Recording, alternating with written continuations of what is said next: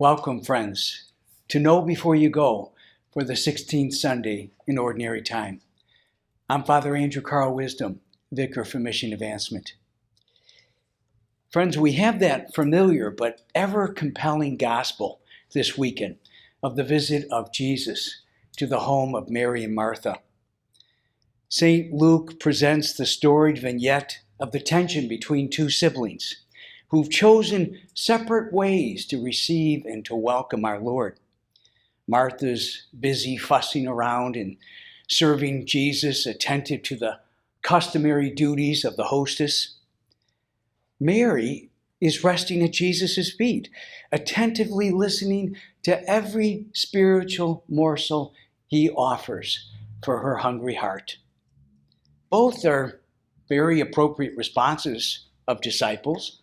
Both responses are ministries in their own right, actively serving the Word, contemplatively, prayerfully listening to the Word. So what's the problem? A clue is offered in the contrast with our first reading from the book of Genesis. Abraham and Sarah are welcoming visitors into their home as well and going about the same efforts of service as Martha. But unlike Martha, they're not feeling burdened. They're feeling excited and blessed with these unexpected guests. While busy with the detailed duties of hospitality, they're not distracted by them. In fact, Abraham practically begs the three men, "Please do not go on past your servant." Present to the moment and to their guest, they receive the literally divine news that Sarah will give birth the following year. So while we have two similar stories of service and hospitality, we also have different attitudes and dispositions. Abraham and Sarah are eager.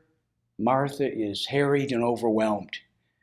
Despite her desire to serve, Martha's complaining and grumbling about Mary's seeming selfishness. And that suggests that she's missing what's essential to the moment. Why? She has turned her welcome into a burden, overly concerned with the good but not critical duties of social obligation. The word burdened in other translations is interpreted as distracted. Martha's so distracted by what is less important in the moment that she's unable to be present to the one who powerfully fills the moment, the one thing necessary. Mary is aware of the gift of the moment, right there in front of her, and she will not be denied. It is being overwhelmed with worries and the anxious cares of the world, social trivialities, that Jesus is challenging here, as he has in earlier places. Martha's distraction causes her to lose perspective on her priorities. I'm so glad that never happens to you and me. I once asked my father what he thought was the greatest evil in the world. And he answered, distraction. Distraction, he said, is the beginning of all sin. Well, I was not overly impressed. I thought, really? That's the greatest evil?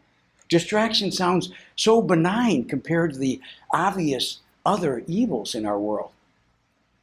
But in time, I realized the powerful truth of his words. Sin usually begins when we lose our perspective and our priorities and act outside of God's presence. What is essential as Christians is not so much what we are doing, but the disposition we bring to it. Martha could have done all the same wonderful, hospitable things and been completely mindful of the presence of Jesus, and Mary benefiting from her. It's not what she was doing that was the issue. It's how she saw it in the end as a burden. And what she failed to see in her distraction, the overriding priority of God's presence. which puts everything in perspective. We too allow ourselves, like Martha, to be robbed of the moment's powerful meaning. We allow other things, good things in themselves, to steal our attention away from that which is most important, whatever the happening or the person right there in front of us. For the one who can see every moment is a revelation of God's presence, even those that seem like burdens. Mary was not going to be robbed of Jesus' presence. She knew the priority of the moment.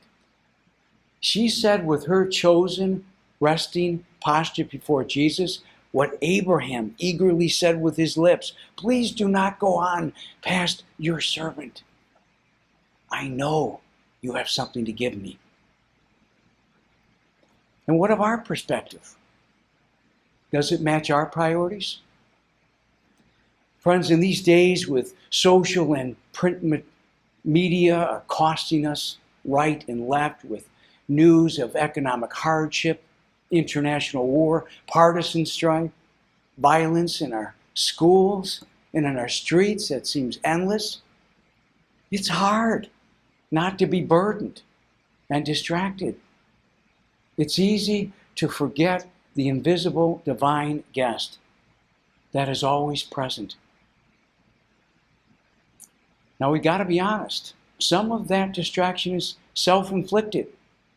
When we mindlessly scroll the internet, or we binge on cable news, or focus too much attention on appearance or money or climbing the social or corporate ladder, we lose perspective and our priorities. When we needlessly feed off of anger or nurture bitterness in our hearts because the world, the church, our country, and other people are not to our liking. Every day, you and I stand in God's presence. And that, friends, puts everything in perspective and clarifies every priority.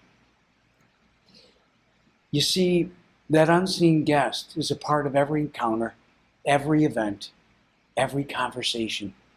And especially in these daunting times, we need to deepen a habit of daily prayer. That gospel image of Mary resting at Jesus' feet should serve as our inspiration. What else best describes prayer but a resting in God? Perspective and priority return when we intentionally rest in the ever-present divine guest in our souls and in our world. And then there is peace, and then there is freedom amid all those burdens.